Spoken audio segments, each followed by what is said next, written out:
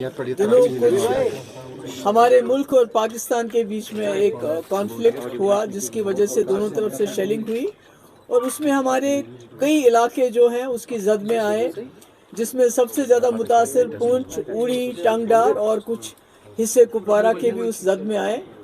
और मुझे मौका मिला इन तमाम इलाकों में जाने का और मैंने फर्स्ट हैंड देखा कि जब इस किस्म के आपस में ताल्लुकात इतने ख़राब हो जाते हैं कि जंग की नौबत आती है तो आम लोगों पे क्या गुजरती है, जो हमारे बॉर्डर पे लोग रहते हैं उन पे क्या गुजरती है, किस तरह घरों के घर बर्बाद हो गए हैं। ज़िंदगी भर की जो कमाई होती है वो बेचारे लोग जमा करके मकान बनाते हैं, मकान तबाह, और उसके बाद फैमिलीज उजड़ गई हैं, बच्चे। और मैं तो एक जगह गई तो उन्होंने वो बच्चों की जो कब्र है अपने घर के उसमें आंगन में रखी है, 2 बच्चे एक साथ उनके चले गए दुनिया से। तो मैं आज ये इसलिए मजबूर हो गई आप सबके साथ बात करने के लिए कि मैं जहाँ भी गई अभी तक, मतलब शेल्टर तो बहुत दूर है, अभी तक कई लोग ऐसे हैं जो खुले आसमान के नीचे सोते हैं, उनको टेंट भी नहीं मिला है अभी तक।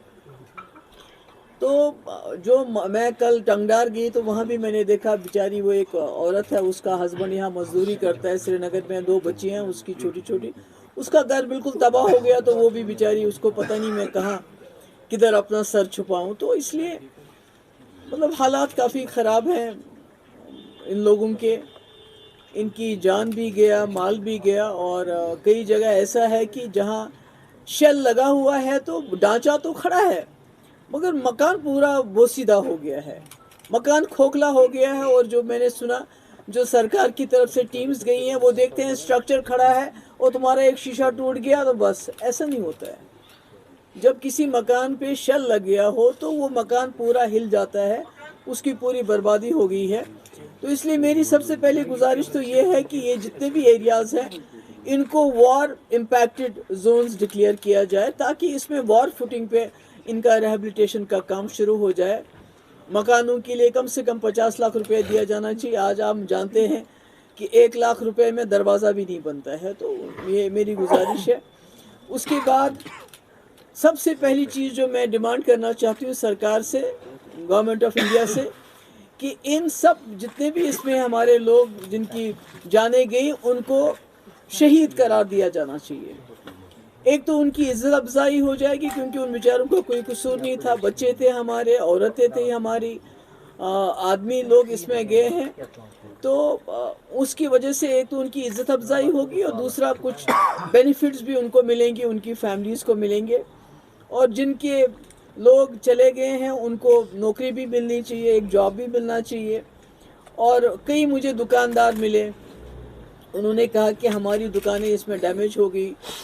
तो उन्होंने जो बैंक में इंश्योरेंस है तो बैंक इंश्योरेंस देने से इनकार करते हैं, वो कहते हैं ये जंग है, हमारा इंश्योरेंस नहीं दे सकते आपको। तो इसमें मैं चाहूँगी गवर्नमेंट इंटरवीन करे।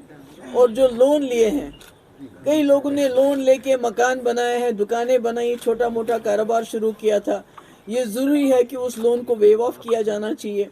और कई मैं गई थी वहाँ मेंढर, तो वहाँ ब्रिगेड हेडक्वार्टर जिस पे अटैक हुआ था एक तरफ से, तो उसके नज़दीक जो दुकानें हैं, मकान हैं, उनका काफ़ी नुकसान हुआ है। और उसके लिए कोई वहाँ गया नहीं है, उन जगहों पे वहाँ गया नहीं है उन जगहों को देखने के लिए। तो मैं सरकार से गुजारिश करूँगी कि इसको भी देख लिया जाए।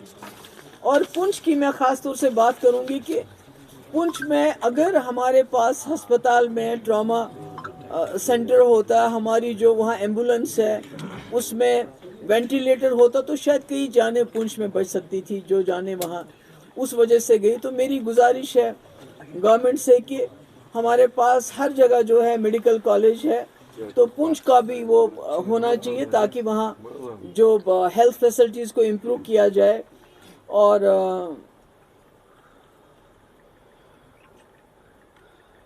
कि आखिर में मुझे बहुत, अभी भी मुझे बहुत तकलीफ़ होती है कहते हुए कि मैं जहाँ भी गई लोगों ने कहा हमें इंडिविजुअल बंकर चाहिए।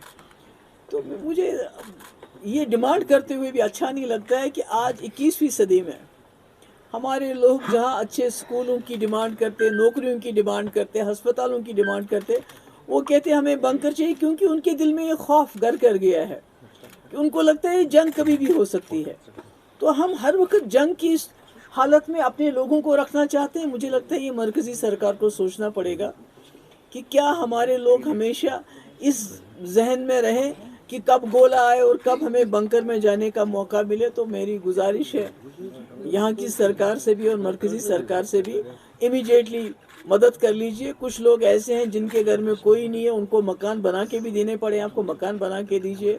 और इस वक्त जहाँ भी इस वक्त ये हुआ है, वहाँ गवर्नमेंट की टीमें जाके देखनी चाहिए। जिनके सर पे छत नहीं है तो कुछ तो करो उनके लिए। तो मेरी ये, इसीलिए मैंने आप सबको बुलाया था कि अभी तक मैं जहाँ भी गई तो अभी तक मदद कोई पहुँची नहीं है किसी के पास।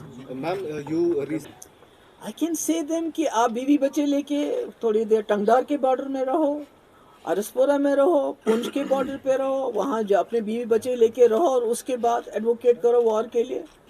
तो फिर कोई बात बनेगी, ताकि वो भी देखें कि वॉर होती क्या है। जिनको अपने आंगन में 2-2 बच्चे दफनाने पड़े, उनको समझ आनी चाहिए। War is solution to nothing. अभी इट इज़ 0/0, 0/0, बल्कि दोनों तरफ से काफ़ी सिविलियन कैजुअलिटीज हो गई। That is the interest that we have to give on this war. वो सूद हमारे लिए है जो हमने पहलगाम में 28 लोग खोए, उसके बाद हमने इस जंग में कई लोग खोए, और बच्चे खासकर जिनकी जिंदगी थी इस वक्त जीने की। तो जो लोग वॉर को एडवोकेट करते हैं, मैं उनको ये बोलूँगी कि आप या तो जिस इलाके में आप रहते हैं इस वॉर को बोलिए, उनके बॉर्डर पे लड़े, हमारे बॉर्डर पे वॉर नहीं होना चाहिए। मैम आपकी नज़र में फिर क्या समाधान है? जंग तो कोई सोल्यूशन नहीं है। जंग इज नॉट एन ऑप्शन, जंग is not even the last option. जंग कोई ऑप्शन नहीं है। I think they should take a page from Vajpayee ji's doctrine, तो उससे उनको सारे सवालों के जवाब मिलेंगे। Ma'am people constantly question your stand. कि पीडीपी बनी ही, अदरवाइज हम कांग्रेस में थे तो हमें क्या मजबूरी थी पार्टी बनाने की।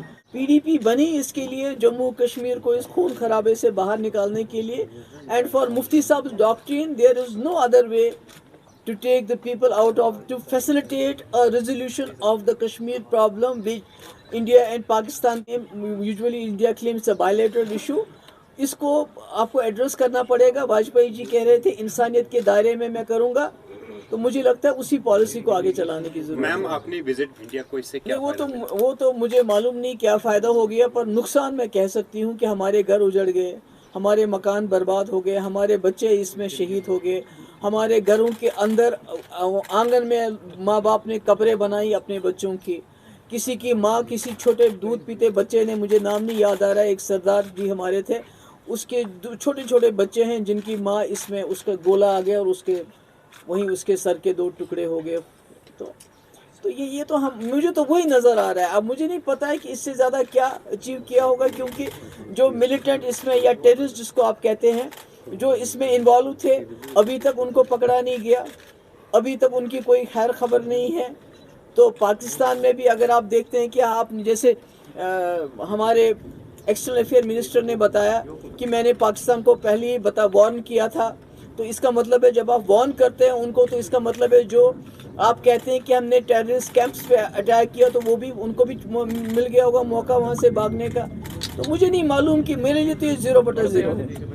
मैडम आपने एक्सटर्नल आजकल के वक्त में जब भी आप कोई सवाल करते हो तो उसको बहुत जल्दी एंटी नेशनल का जामा पहनाया जाता है।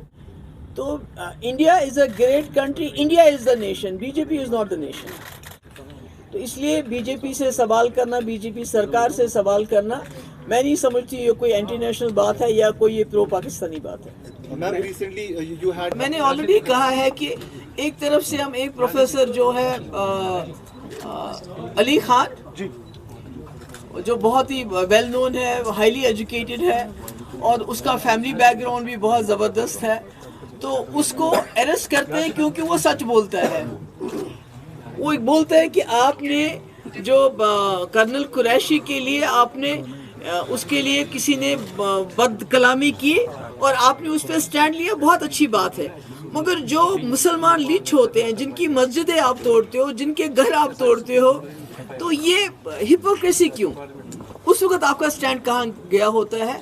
तो उसके लिए उनको अरेस्ट किया गया। मगर मैं समझती हूँ कि गवर्नमेंट ऑफ इंडिया को इस पे सोचना चाहिए, क्योंकि एक तरफ से हमारे पार्लियामेंटेरियंस डेलीगेशन लेके बाहर जा रहे हैं डिप्लोमेसी के लिए, उनको बताने के लिए ऑपरेशन सिंदूर के बारे में, दूसरी तरफ से आप एक प्रोफेसर को अरेस्ट करते हैं। ये एक इंटरनेशनल न्यूज़ बन चुकी है। मैं उम्मीद करती हूँ कि उसको नज़र में रखते हुए उनको जल्द से जल्द छोड़ दिया जाएगा।